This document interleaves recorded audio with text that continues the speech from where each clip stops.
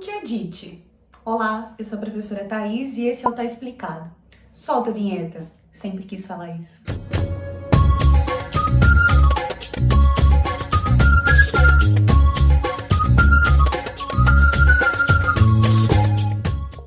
Sabe aquela sensação de que todo ano você aprende sobre a tal da DIT e todo ano você se confunde? Essa sensação acaba agora. Vamos lá entender sobre a famosíssima e importantíssima Divisão Internacional do Trabalho. A DIT, pessoal, eu vou explicar aqui para vocês de uma forma muito simples, porque não tem o que complicar, né? Você vai precisar compreender a DIT para conseguir criar um embasamento para muitas explicações. Você pode usar o conceito de DIT para falar de subdesenvolvimento, para construir o processo da acumulação primitiva de capitais, para explicar por que alguns países, como a China, apesar de ter uma economia tão grande, ainda é considerado um país emergente. Antes da gente começar a explicar a DIT, vamos entender o próprio nome, né? O próprio conceito. A DIT, portanto, é a divisão internacional, então sempre pensando num nível planetário, da economia capitalista. Eu costumo falar para os meus alunos, para ficar na memória, que a DIT é quem é você na fila do pão do sistema capitalista. Então, quem é quem no sistema capitalista? Qual é a tua função? O que você faz para colaborar com a economia capitalista? A pergunta é, quando a DIT começou? A DIT, ela acompanha as fases do capitalismo. Vamos nos lembrar aí dessas fases. A gente começa com o capitalismo comercial, depois o capitalismo industrial e o capitalismo financeiro, chegando no capitalismo globalizado ou ali tecnológico, que é o momento que nós vivemos agora. Sabendo disso, a DIT foi acompanhando. Vamos pensar, quando que começa a primeira DIT? Volta lá numa aula muito importante, que com certeza você já teve na sua escola, que é o conceito de globalização. Acredita-se que a primeira globalização, ela começa a partir das grandes navegações, que é o primeiro momento que nós temos realmente essa conexão de diferentes partes do globo. Não foi uma globalização plena que integrou o planeta todo, assim como a globalização atual também não é. Se você comentar aqui embaixo que você quer uma aula de globalização, eu com certeza posso fazer esse material para vocês. Por que eu estou criticando a atual globalização? Ela não é uma globalização plena porque ela não integrou todos os países. Mas essa é uma conversa para um outro, tá explicado. Volta para a DIT. A DIT começa então quando você tem essa relação da divisão pensando no nível internacional. Antes, vamos pensar no feudalismo.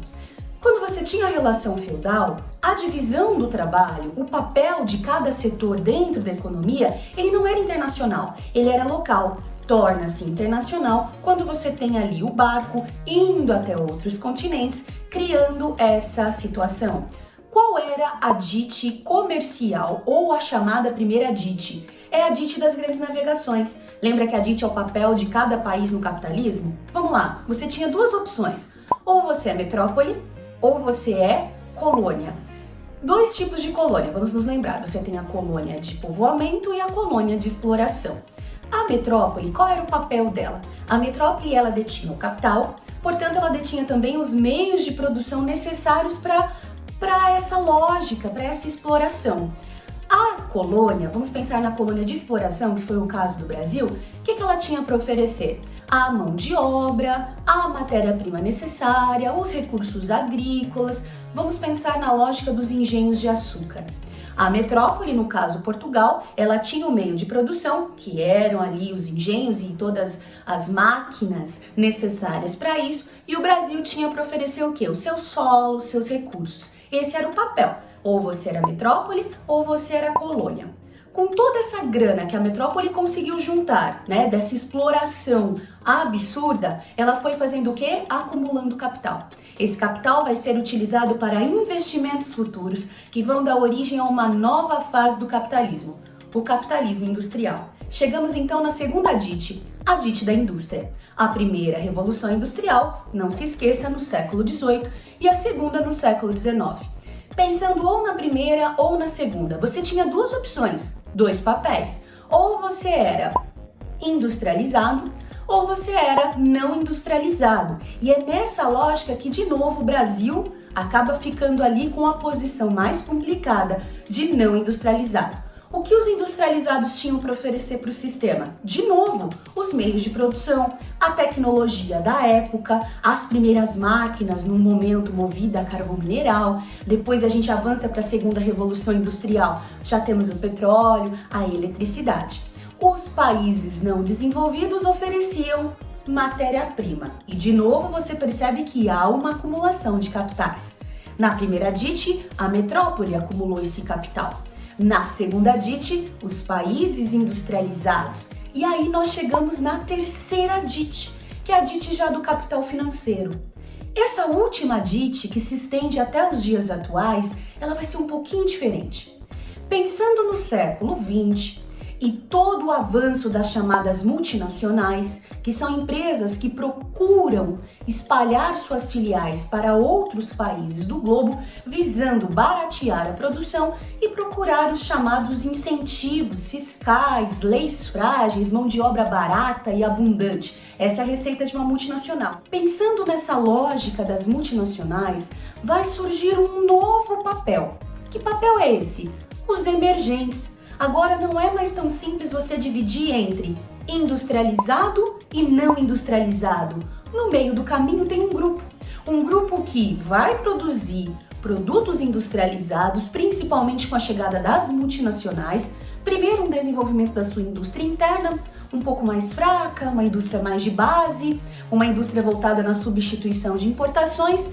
E depois, com a chegada das multinacionais, esses países vão se industrializar plenamente, como foi o caso do Brasil e muitos outros que hoje são considerados emergentes. Mas, ao mesmo tempo que o Brasil é um país industrializado, ele continua sendo um grande exportador de commodity. Commodity é um produto que tem o preço estabelecido na Bolsa de Valores, é um produto primário, ele é padronizado, vendido em grande volume. Nós temos a soja, por exemplo, o minério de ferro. Então, essa é a grande novidade. Quando o país rico resolve espalhar as suas multinacionais pelo globo, visando baratear, aparece um novo grupo, que é o grupo dos emergentes. É um grupo que não é plenamente ali industrializado, porque ele não detém todo o capital e tecnologia necessário para esse processo, mas ele também não é um país somente agrícola ou primário. Então surge um meio termo, tá? E aí que nós temos a terceira DIT. Ao invés de chamar de industrializado e não industrializado, agora a gente vai usar o termo desenvolvidos, emergentes e subdesenvolvidos. Lembrando que os emergentes são aqueles que você tem impressão, né? Essa ideia de emergir. Você pulou na piscina lá, todo sereio, e tá fazendo o quê? Emergindo. Aí você tem uma sensação de que esse emergente vai passar ao desenvolvido. Não. E você sabe muito bem do porquê. Porque ser desenvolvido não é só uma relação de capital. É por isso que a China, mesmo sendo a segunda economia do mundo, ainda é considerada emergente. Tanto que ela faz parte de um grupo que você conhece muito bem, chamado de BRICS: Brasil, Rússia, Índia, China e África do Sul. Esses são os países emergentes. Atraíram muito capital, os tigres asiáticos também pode ser um exemplo, e eles começaram, né, a China é um grande exemplo disso, desenvolver sua própria indústria. A Coreia do Sul também, com a Hyundai, com a Samsung, entre outros. Essa é a DIT, é o papel de cada país nas diferentes fases do capitalismo. É isso, muito simples, tá explicado. Ah, uma dica para você. Se você quiser ter acesso ao mapa mental dessa aula, que eu fiz com muito carinho, é só você ir lá no meu Instagram, @proftaisformaggio, que tem bonitinho ali um mapa mental para que você possa seguir. Até mais!